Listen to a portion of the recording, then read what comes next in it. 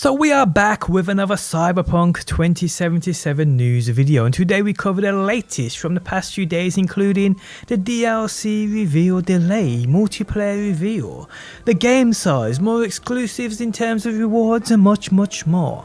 How's it going, guys? My name's DPJ, and if you enjoyed the video, leaving a like truly helps me out, and I can't tell you how much I appreciate that support. And also subscribe if you're new around here and want to see more Cyberpunk. So let's start with the DLC reveal delay. Now, it's been known and confirmed a while back before the last delay of the game until December 10th that CDPR were going to reveal some of the DLCs for this game, or at least discuss them with us before this game's release.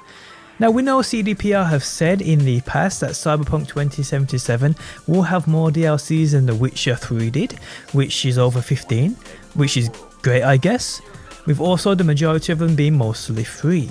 But as reported by VGC, the news was revealed by CD Projekt Red President and Joint CEO Adam Kaczynski during the company's Q3 2020 earnings call, after he was asked about announcing and selling a season pass for the much anticipated game.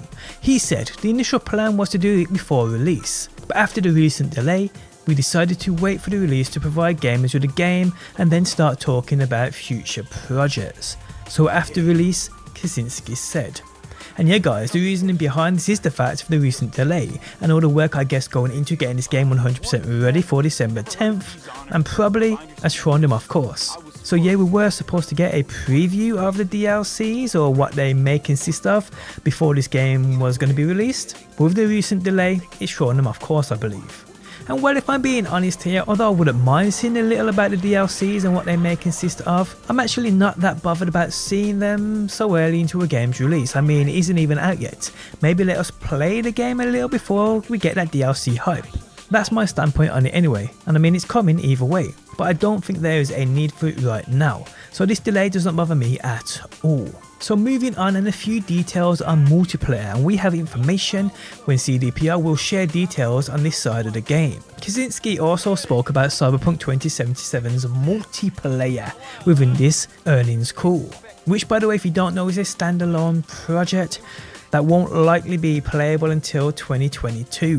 Well, they're the rumours anyway. Now, Kaczynski said that they plan to share details on multiplayer in Q1 next year. He also said it's a separate, dedicated production, a big production, and we plan and we think about it as a standalone project. Obviously, it's not entirely standalone as it comes from the universe of Cyberpunk and is very much related to the concept of single-player Cyberpunk.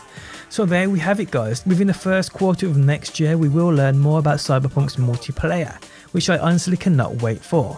Although, like I said, there are rumours going around that we may not see multiplayer for Cyberpunk until 2022. Okay, so let's move on and take a little look at some of the exclusives in terms of pre-orders and more.